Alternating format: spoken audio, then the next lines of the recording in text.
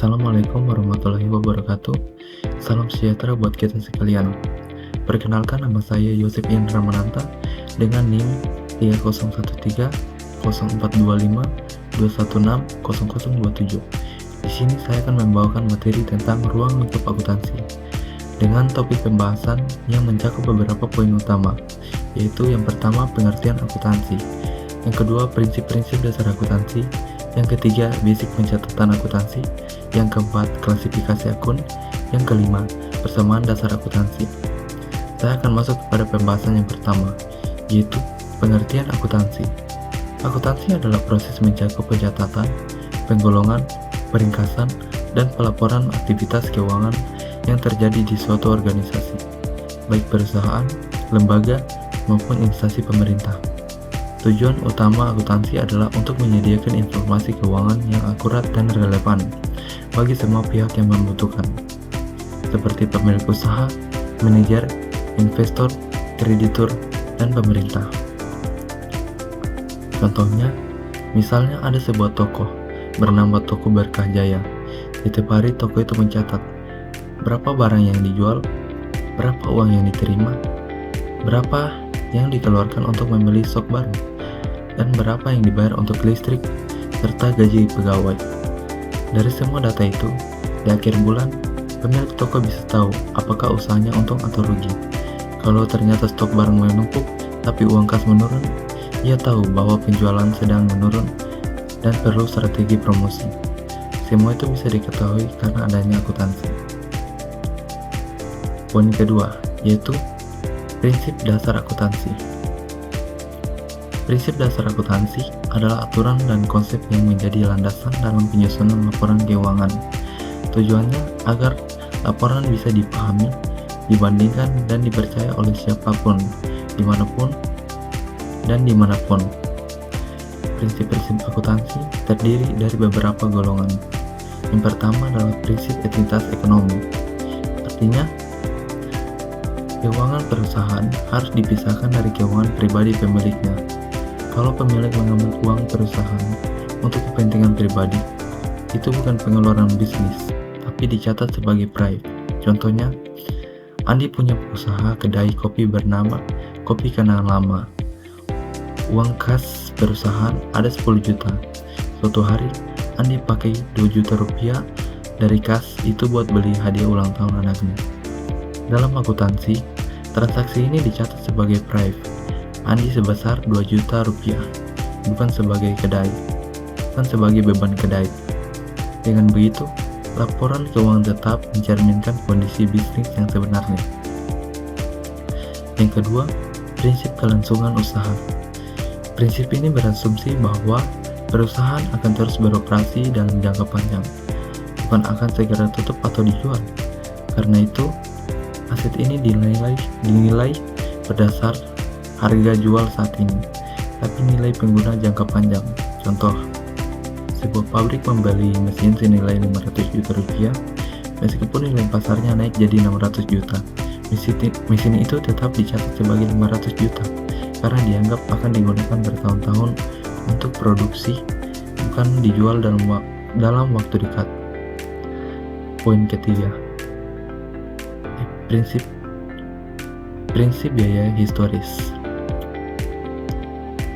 Segala transaksi dicatat berdasarkan harga aslinya saat dibeli, bukan harga pasar sekarang. Tujuannya supaya laporan keuangan objektif dan tidak spekulatif. Contohnya, perusahaan membeli tanah seharga 100 juta pada tahun 2015. Tahun 2025, harga tanah itu naik menjadi 500 juta. Tapi dalam laporan keuangan, nilai tanah tetap 100 juta. Karena itu adalah harga perolehannya. Yang keempat, prinsip pengakuan pendapatan.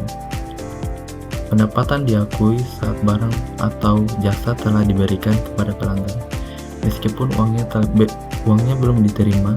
Prinsip ini penting agar laporan menggambarkan aktivitas ekonomi secara nyata, bukan hanya arus kas. Contoh, perusahaan jasa dekorasi ruang menyelesaikan proyek pada 10 Oktober dan memberi faktur ke klien 20 juta. Klien Klien baru membayar tanggal 25 Oktober, pendapatan tetap dicatat tanggal 10 Oktober karena pekerja sudah selesai.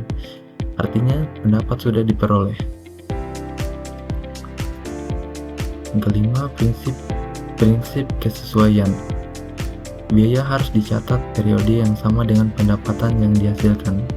Tujuannya agar laba yang dilaporkan benar-benar mencerminkan usaha dalam periode itu. Contohnya, perusahaan memberi gaji karyawan awal November untuk pekerjaan bulan Oktober.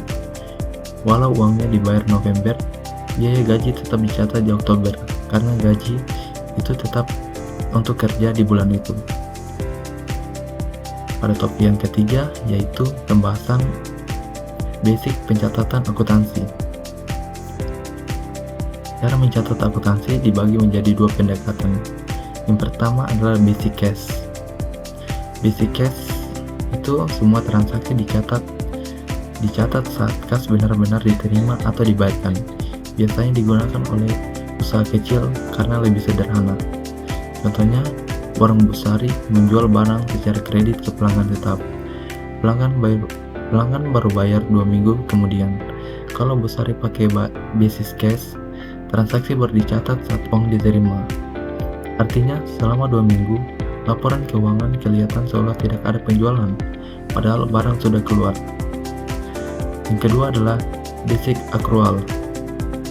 Transaksi dicatat ketika terjadi meskipun kas belum berpindah.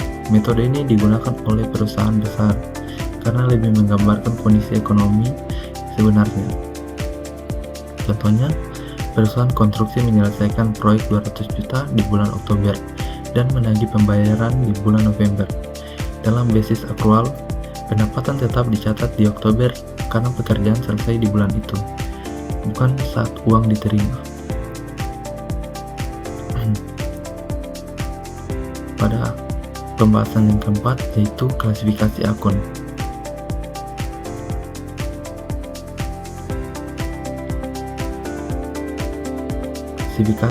Klasifikasi akun terbagi menjadi dua, yaitu akun real dan akun nominal.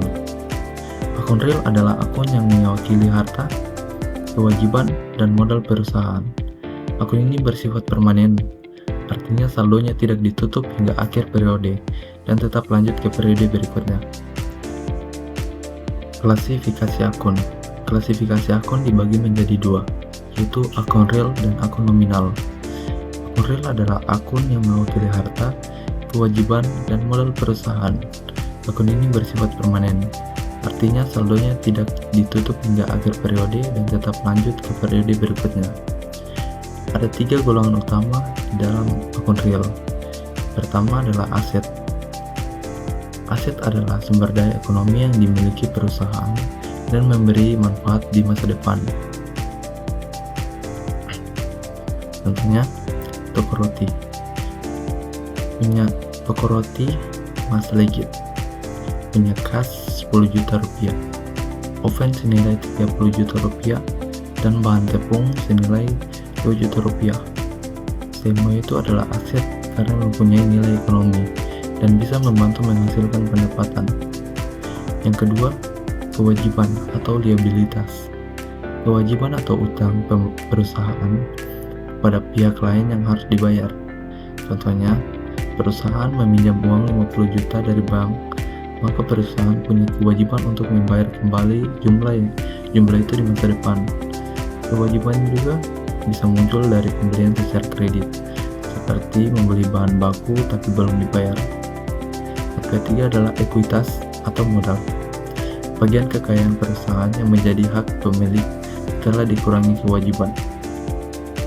Contohnya, kalau aset perusahaan senilai 100 juta dan utangnya 30 juta, maka modalnya 70 juta. Modal bisa bertambah karena pemilik menambah investasi atau karena perusahaan memperoleh laba. Akun nominal. Akun nominal adalah akun yang mencatat pendapatan dan beban selama satu periode akuntansi. Akun ini bersifat sementara, jadi ditutup di akhir periode dan hasil akhirnya dipindahkan ke akun modal lewat laba rugi. Ada dua golongan utama dalam aku nominal, yaitu pendapatan dan beban. Pendapatan adalah kenaikan ekonomi yang didapat dari aktivitas utama perusahaan. Contohnya, perusahaan laundry mendapat 5 juta rupiah dari pelanggan dalam seminggu. Itu adalah pendapatan jasa yang diberikan. Pendapatan bisa berasal dari penjualan barang, jasa, bunga, atau sewa. Yang kedua yaitu beban. Pengeluaran untuk menjalankan operasi perusahaan. Contoh, biaya gaji, listrik, air, telepon, transportasi, dan bahan bakar. Misalnya, warung makan mengeluarkan 3 juta rupiah untuk bahan baku, 1 juta rupiah untuk listrik, dan 2 juta rupiah untuk gaji pegawai. Semua itu dicatat sebagai beban.